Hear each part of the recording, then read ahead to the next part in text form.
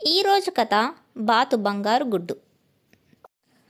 రావులపాలెం అనే ఊరిలో చందన అనే అమ్మాయి ఉండేది. చాలా తెలివైన అమ్మాయి, మంచి అమ్మాయి కూడా. తన దగ్గర ఉన్న వాటిలో కొంచెం అవతల వారికి సహాయపడేది. తిరిగి వాళ్ళ దగ్గర సహాయం కోరుకునేది కాదు. తన దగ్గర 5 బాతులుండేవి. ఆ బాతులను చూసుకుంటూ, ఆ బాతులు వేసే గుడ్లను అమ్ముకుంటూ తన జీవితాన్ని సాగిస్తూ ఉండేది. డైలీ ఈ బాతులను చూసుకుంటూ ఆ బాతుల గుడ్లను అమ్ముకుంటూ వచ్చే డబ్బులు చాలట్లేదు, ఖర్చులకే రావట్లేదు. బాతులు బాగుండాలంటే మంచి ఆహారం వేయాలి, కానీ నేను సంపాదించేది నాకు తినడానికి చాలట్లేదు, బాతులకి చాలట్లేదు. సరే, బాతులు మాత్రం బాగా తినని అని కొద్దిసేపు తర్వాత తన దగ్గర ఉండే ఆహారాన్ని మొత్తం బాతులకే వేసి తినిపించింది. అలాగే రోజులు గడిచిపోయాయి. ఆ ఊరిలో బాతుగుడ్లకు డిమాండ్ ఎక్కువైంది. కానీ చందన దగ్గర బాతులను బాగా చూసుకోగలిగే డబ్బులు లేవు. దానిని బాగా చూసుకుంటూ గుడ్లను అమ్ముకుంటే డబ్బులు వస్తాయని తెలుసు. అందువల్ల చందన ఆ ఊర్లో ఉన్న బాతుల వ్యాపారం చేసే ఆయన దగ్గరికి వెళ్ళింది. సార్, మీ దగ్గర చాలా బాతులు ఉన్నాయి కదా, ఈ ఊరిలో బాతులకు డిమాండ్ ఎక్కువగా ఉంది సార్. నా దగ్గర ఉండే బాతులను పెట్టుకొని నా వల్ల సంపాదించిన కావట్లేదు. మీ దగ్గర ఉండే బాతులను అప్పుగా ఇస్తారా? వాటి గుడ్లను అమ్మి ఆ డబ్బులతో మీకు వడ్డీ ఇస్తాను. నేను కొంచెం సంపాదించుకుంటా సార్. అలాగని చాలా నెమ్మదిగా అడిగింది చందన. దానికి ఆ వ్యాపారవేత్త చాలా వెటకారంగా బదులిచ్చాడు. ఇలా చూడు పాపా, మేము ఈ బాతుల వ్యాపారం మా తాతల కాలం నుంచి చేస్తున్నాము. నాకు ఈ వ్యాపారంలో చాలా అనుభవం ఉంది. నా బాతుగుడ్లని జనం ఎక్కువగా తీసుకుంటున్నారు. నీ బాతుగుడ్లను జనం ఎక్కువగా తీసుకోవట్లేదు. నాకు దీనిలో చాలా అనుభవం ఉంది పాపా. అలాంటి బాతు వ్యాపారం బదిలి నేను నీకు సహాయం చేయాలా చెప్పు? అలాగే సహాయం చేస్తే ఒక బాతు 2000 రూపాయలు నీ వల్ల ఇవ్వనవుతుందా? అమ్మాడియో, ఒక బాతు ఇంత రేటా? అలాగైతే 4-5 బాతులు కావాలంటే ఎంత డబ్బులు ఇవ్వాలో? చందన అలా అనుకుంటూ అక్కడి నుంచి వెళ్ళిపోయింది. అలాగే రోజులు గడిచిపోయాయి. ఒకరోజు చందన బాతులకు ఆహారం పెట్టేటప్పుడు వాళ్ళ ఇంటి పక్కన ఉండే చెట్టు కింద వయసైన ఒక పెద్దావిడ పడుకొని ఉంది. చందన అక్కడికి వెళ్ళింది. అవ్వా, లేవండి, ఎందుకు ఇక్కడ పడుకుని ఉన్నారు? లేవండి అవ్వా అని చందన ఆ అవ్వను లేపింది. అందుకు ఆమె, పాప, నాకు ఇల్లు లేదు. నేను ఇప్పుడో రేపో చచ్చిపోయేలా ఉన్నాను. ఈ పరిస్థితిలో నేను ఇక్కడ ఉంటే మంచిదని అనుకుంటున్నానమ్మా. దానిని విన్న తర్వాత చందన మనసు లోపల బాధపడింది. పాపం ఈ అవ్వ ఆకలిలో ఏదేదో మాట్లాడుతుంది. చందన అలా అనుకుంటూ ఆ అవ్వకి ఏమైనా తినడానికి ఇవ్వాలని అక్కడ పక్కన ఏమైనా దొరుకుతుందా అని చూసింది. కానీ ఏమీ దొరకలేదు. అవ్వా, మీకు ఆకలిగా ఉందని నాకు బాగా తెలుసు. మీకు భోజనం ఇవ్వాలని నాకు ఆశగా ఉంది అవ్వా. కానీ నా దగ్గర ఏమీ లేదు అవ్వా. అంతా తిరిగి చూసా, అక్కడ ఏమీ దొరకలేదు. దానిని విన్న తర్వాత ఆ అవ్వ ఇలా బదులిచ్చింది. భోజనం ఇవ్వడం ఇష్టం లేదంటే వెళ్ళు పాప. ఎందుకు అబద్ధాలు ఆడుతావు? నా పని నేను చేసుకుంటాను. నువ్వు నీ పని చూసుకుని వెళ్ళు పో. నాకేమీ వద్దు. అవ్వ ఎందుకు ఇలా మాట్లాడుతుందని అర్థం కాని చందన అవ్వ దగ్గర అడిగింది. ఎందుకు అవ్వ కోపడుతున్నారు? నా దగ్గర నిజంగానే ఉంటే ఇస్తాను. నా పైన ఒట్టు, నా దగ్గర లేదు. నీ దగ్గర 5 బాతులు ఉన్నాయి కదా, ఆ గుడ్లలో లేదంటే ఆ బాతును ఇస్తే నా ఆకలి తీరుతుంది కదా. కానీ నువ్వు అది చెయ్యవు. పో ఇక్కడి నుంచి, వెళ్ళు అని ఆ అవ్వ మాట్లాడింది. చందనకు ఏమీ అర్థం కాలేదు. చందన వాటి బాతుల్ని తన సొంత బిడ్డల్లాగా చూసుకునేది. అవ్వ తినడానికి బాతుని అడిగేసరికి చాలా కోపం వచ్చింది. అదే సమయంలో, ఇన్ని రోజులుగా ఈ అవ్వ తినకుండా ఉన్నారే, చచ్చిపోయేలాగా ఉన్నారే అని అవ్వ మీద జాలితో ఉనింది. అప్పుడు చందన మనసులో ఇలా అనుకుంది. నేను నా బాతుల్ని సొంత బిడ్డల్లాగా చూసుకున్నాను. అవి బాగా తినాలని నేను తినకుండా ఆ బాతులకు ఆహారం పెట్టాను. ఆ వ్యాపారవేత్త దగ్గర కూడా అవమానపడ్డాను. కానీ ఈ అవ్వ బాతులను తినడానికి అడుగుతున్నారే. ఈ అవ్వను చూస్తుంటే కూడా పాపంగా ఉంది. ఏం చేసేది దేవుడా? సరే, ఇద్దాం.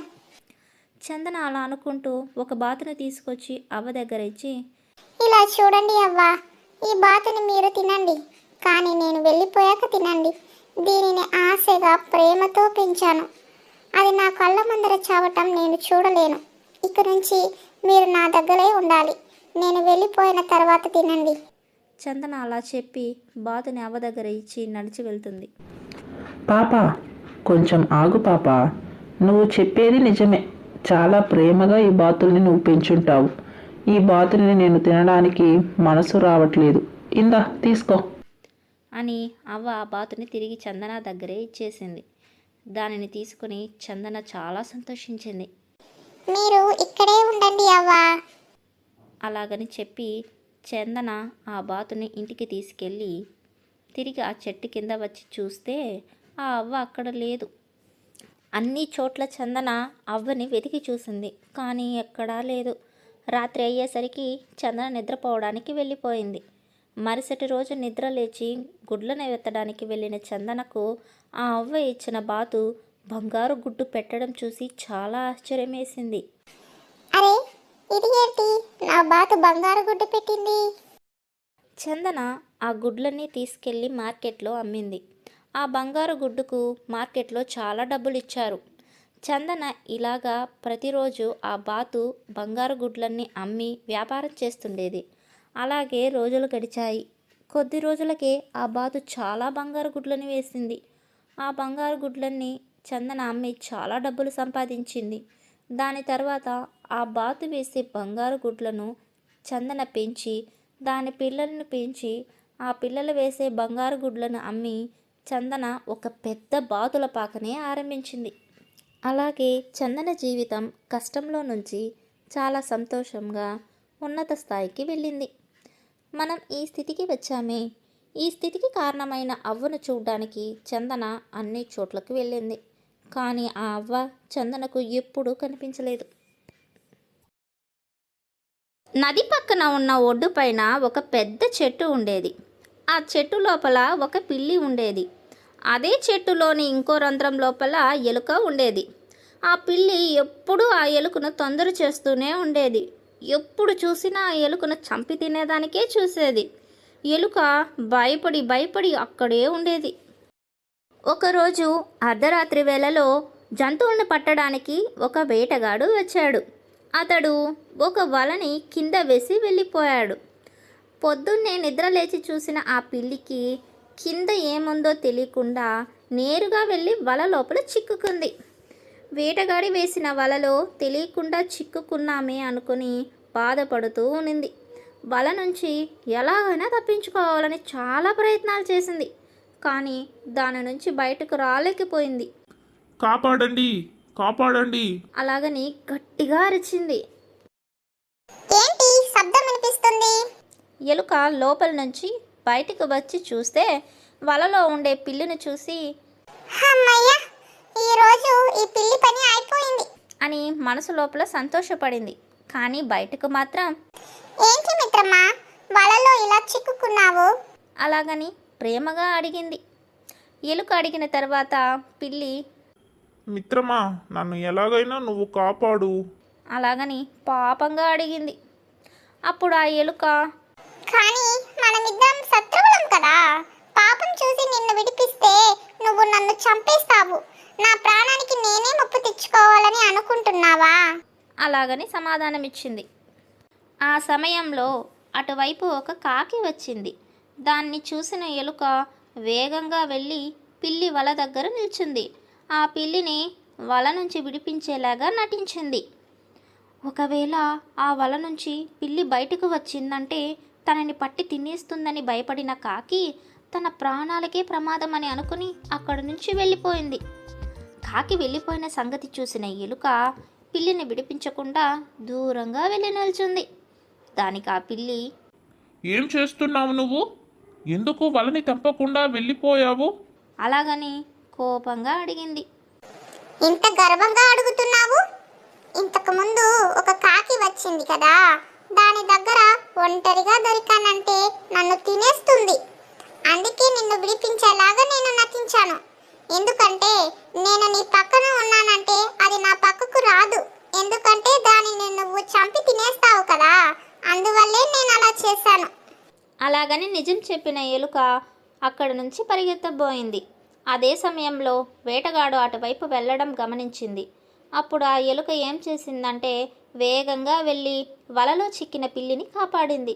దానికి ఆ పిల్లి, నేను నీ శత్రువుని కదా, ఎందుకు నన్ను కాపాడావు? అందుకు ఆ ఎలుక, ఇంతకు ముందు కాకి దగ్గర తెలుసో తెలియకో నన్ను కాపాడావు. అందువల్ల నీ యొక్క ఆపద సమయంలో నేను నిన్ను కాపాడాను. అలాగని నిజం చెప్పింది ఆ ఎలుక. అందుకు ఆ పిల్లి, సరే మిత్రమా, నువ్వు ఈరోజు నా ప్రాణాన్ని కాపాడావు. అందువల్ల నువ్వు మా ఇంటికి రా, నేను నీకు విందు భోజనం పెడతాను. వద్దు మిత్రమా, నేను నీ ఇంటికి వచ్చానంటే నన్నే నువ్వు విందులాగా తినేస్తావు. నేను రాను, మనం ఇలానే ఉండిపోదాము. అలాగని చెప్పి తన రంధ్రంలోకి వేగంగా వెళ్ళిపోయింది వెలుక. నీతి: ఎప్పుడు మన శత్రువులుగా ఉండేవాళ్ళు అన్ని వేళలా శత్రువులుగా ఉండరు. అదే మాదిరి చెడ్డవారిని మొత్తంగా నమ్మకూడదు. Hi kids, hope you like the video. Subscribe for more videos. Bye bye.